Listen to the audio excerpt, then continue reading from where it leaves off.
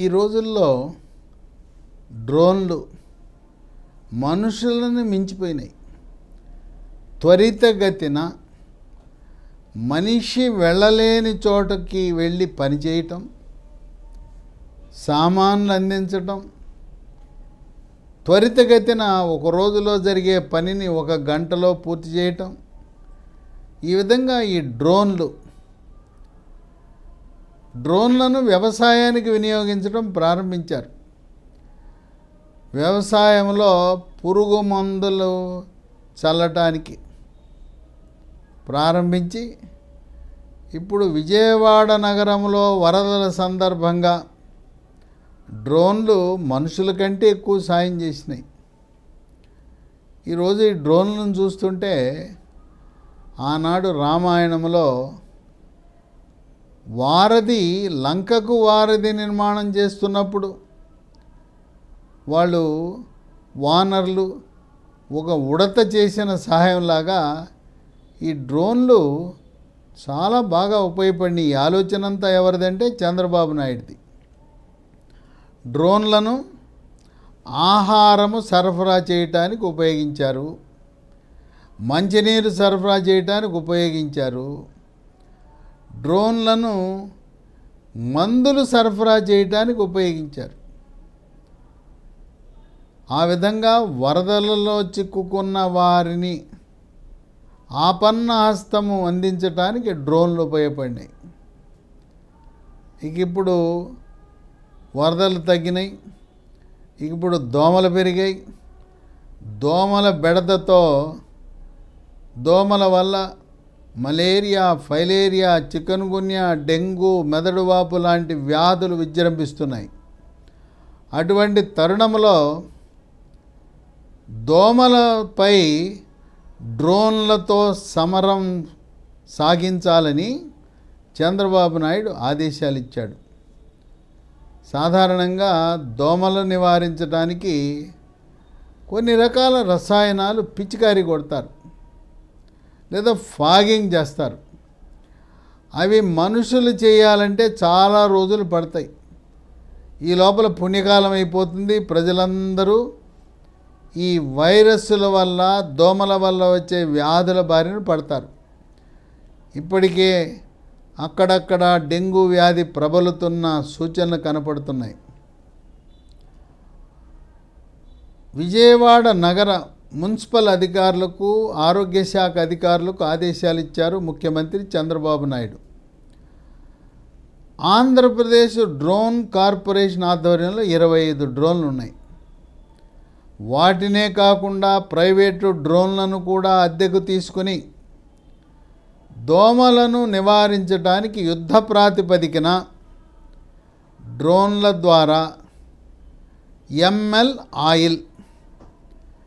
ML ఆయిలే కాకుండా bleaching ద్రావకం, sodium hypochlorite ద్రావకం చల్లే విధంగా ఇప్పటికే చర్యలు ప్రారంభమైనాయి.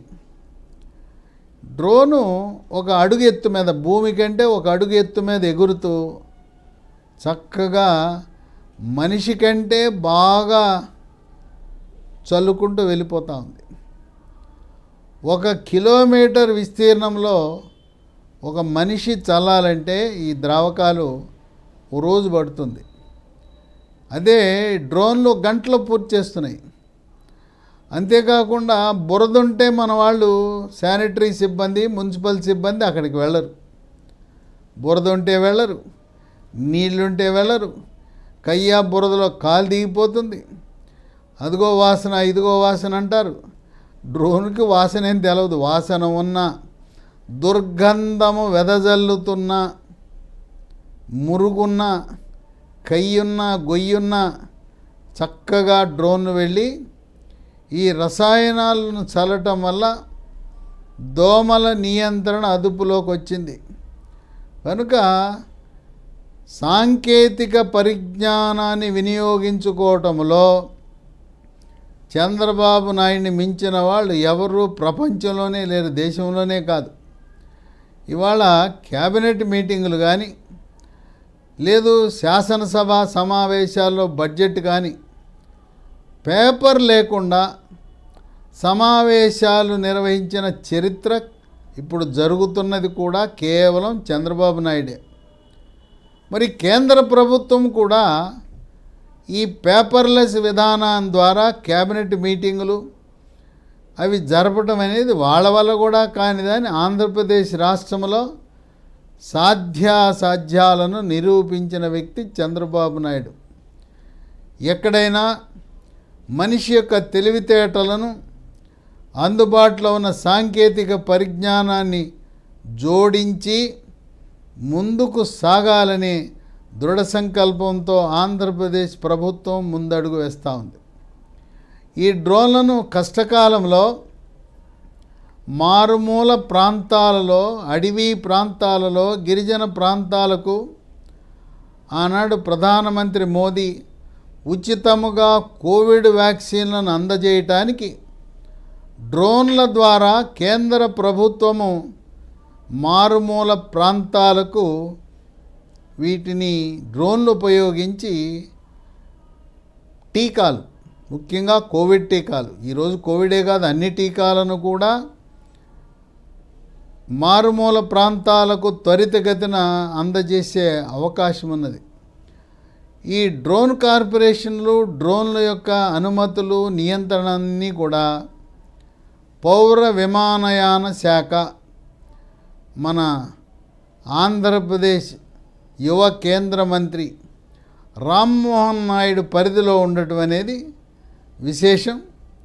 కనుక విజయవాడ నగర ప్రజలు ఎటువంటి భయాందోళనకు గురి కాకుండా చంద్రబాబు నాయుడు డ్రోన్ల ద్వారా దోమలపై సమరము సాగించి యుద్ధములో మనమే విజయం సాధిస్తామనే విధంగా దోమలను నియంత్రించడంలో 100కి 100 పాళ్ళు సఫలీకృతులవటం అనేది విశేషము.